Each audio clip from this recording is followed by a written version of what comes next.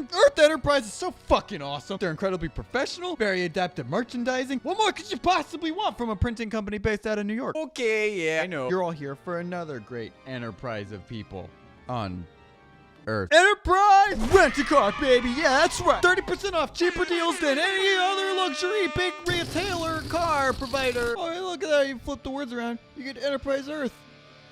It's Deathcore band. Boy, it's been a while since our last release. But unlike the band we talked about last time, at least we released something at all. Since then, a lot has changed with us behind the scenes. But here we go again, finally, with another episode of How Do I Like? The show where we, live death metal band / online cam hordes, battle volition, attempt to learn about another band's story, sound, and style, only to be virtually screamed at by everyone in the comments section for either sounding nothing like the band at all, or for sounding nothing more than like a blatant ripoff of the band that you requested we sound like in the first place. Of course, we have to thank our friend Frank the Smith for the mix, Toxic Eternity for the background music, and of course Ernie Ball for all the wonderful strings and gaff tape. Moving on to the story. If you look up Enterprise Earth, you are always going to find people talking about 3 core things. To death. Deathcore. Dan Watson. What? Dancing. Meet Dan Watson, a beauty of a man with the voice of a beast. Secret love child between Dan Stevens and Emma Watson from Beauty and the Beast. I don't know who am I to say. Just the one doing all the research about the band, seriously? Okay, the year is 2012. Dan Watson is doing vocals in his first real band, so he wants to choose easy topics for people to listen to. You know, he wants to have like casual dinner conversation with his family and be able to bring up things like newborn porn, and you know, anal prolapse, syndicate of Suffolk. What? Unfortunately for Dan Swat, his son, there would only be enough time for one album about child rape before he'd be cast out of the group for, you know, reasons. We'll never know for sure what happened, but maybe Dan got caught attempting to sit atop our true Lord and Savior's drum throne. You know, like how what with in the Old Testament. No rooting in the finances. I had no ownership in the band. Basically, I was a fill-in. Damn it. Another mystery goes unsolved. Shortly after his exile and great fall into the depths of his very own domain, not unlike Satan himself, he started his own metal band. And boy, were people fucking stoked about it.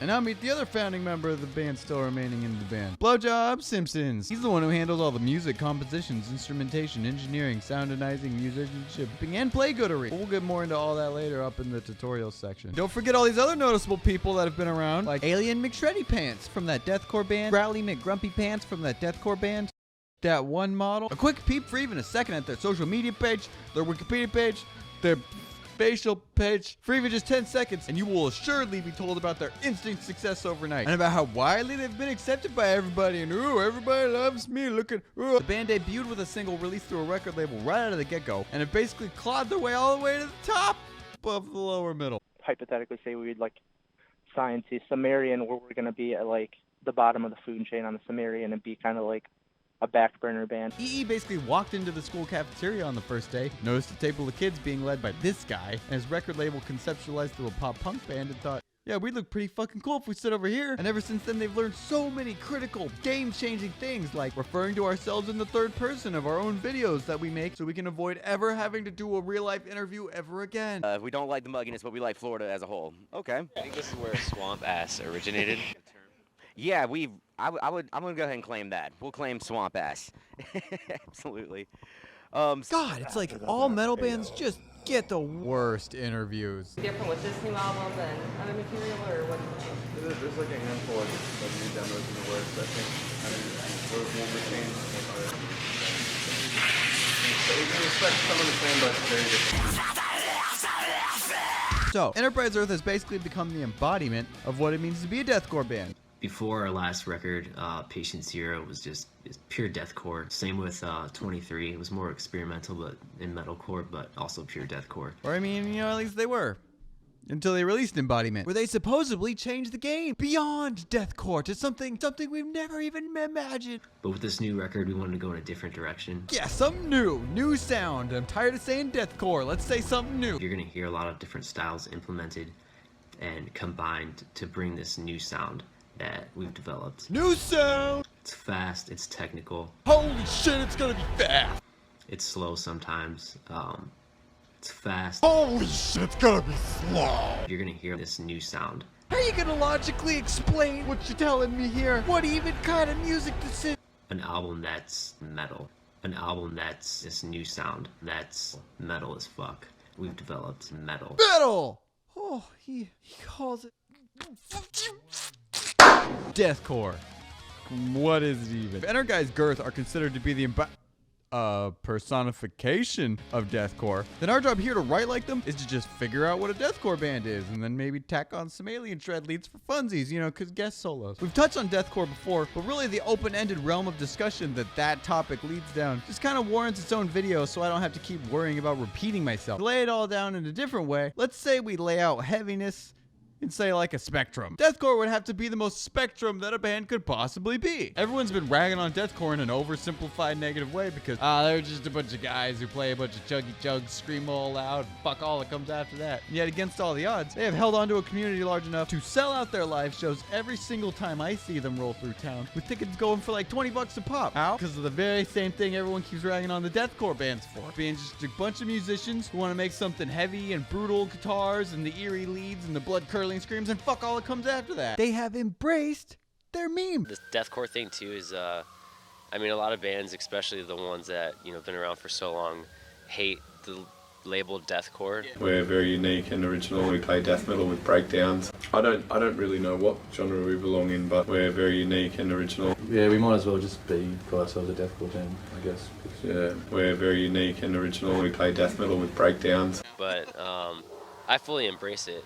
Even if we do add other styles and things to it, I embrace deathcore. The rhythm guitars have been dropped on their heads harder and more times than a child under the care of an unfit parent. Lead guitars are usually at home babysitting every other riff or breakdown with a harmonic minor evilness over the top. And then just flip a coin for either blast beats where you play as hard as you fucking can,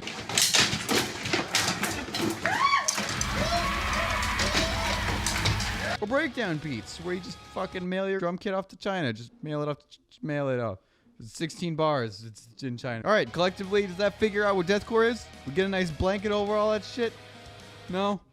Well, times are ticking, and I haven't even gotten into how EE actually manages to progress the deathcore sound without diverging too much from it and losing what your key demographic fell in love with in the first place, unlike some certain bands that come to mind I'm not showing on screen right now. Long story short, enter for a chance to win a Viking prize Earth. It's a really hard-working, fully touring band with sick-ass merch and awesome music, and they're constantly putting out new videos. There's a ton of other members in all the videos that I haven't talked about yet, and they've got a whole band history of betrayal and second life and new beginning. Hey, look at that! They got a new video right there. Let's see what fucking take a little listen.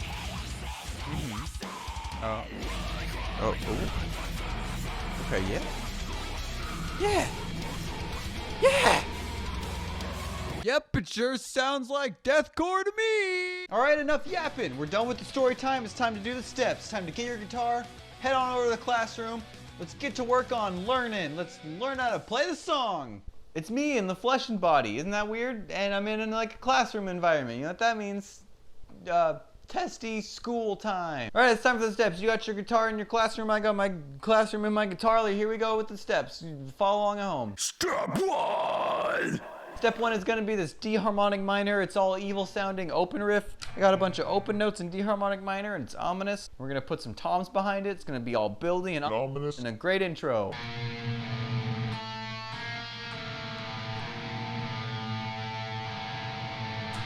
Spooks. Step 2. Step 2 is the tremolo scary part. We're going to be tremolo picking these fast chords. It's going to be scary. You got a spooky intro. Now we got a scary chords with blast beats, and it's all fast.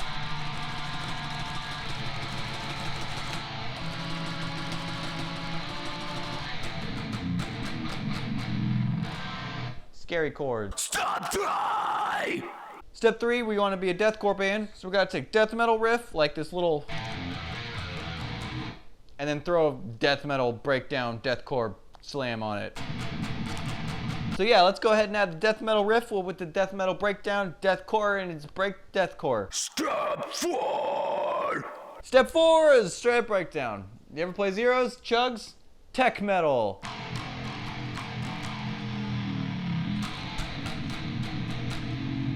Breakdown. Step 4. Step 5. Step 5 is going to be this evil, scary chord transition I wrote. It's like, sounds evil. And I just wrote it to put an alien tappy lead over the top.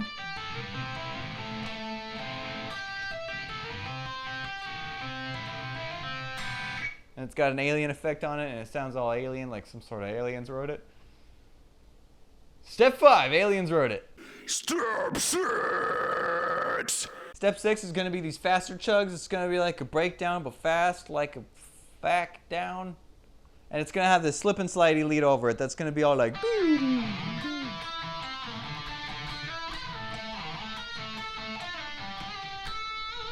And it's got octaves on the leads, because the next riff is going to be octaves, and octaves are cool, because... Octave part. Step 7.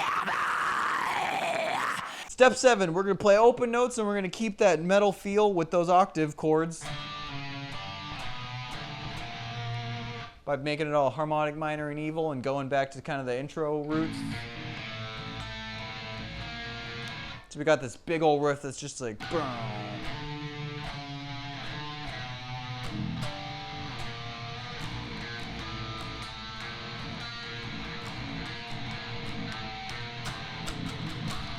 Put some evilness stank on it at the end there. That's the open octave metal thing. I'm a good teacher. Step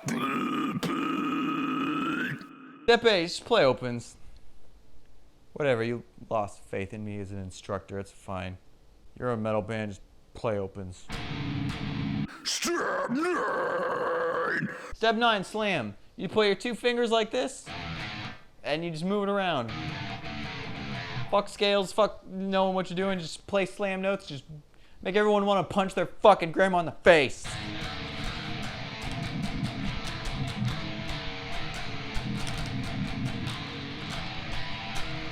Slam, step 9, yeah. Step 10. Step 10, we're gonna do this transition, that little scary, spooky high note again. We're just gonna bring that back so we can have a cool little alien effect solo with sweeps, taps, and shreds, the whole 9 solo yards. I try to call up Joel from Rings of Saturn, you know, but he's got terrible reception in his studio up on Saturn, as does Lucas Mann on the planet his anus. So I just had to go ahead and write my own solo. Step 11. Step 11. Have we played any breakdowns yet? Step done. And finally, step done. We're gonna go ahead and full circle back to the original riff with the rising. It's gonna build the tension back up. We're gonna crash back down on it while with the fucking scary chords. And it's just gonna wrap up the song all nicely with a big crash fill, and it's gonna conclude, and you're gonna be all concluded. Super mega love to our patrons on Patreon, the people that shout out our stuff and share it on social media. We're really sorry you have to put up with our bullshit and wait a long time for videos. They're really hard to make, but here's a full HD playthrough. I love you. Wee!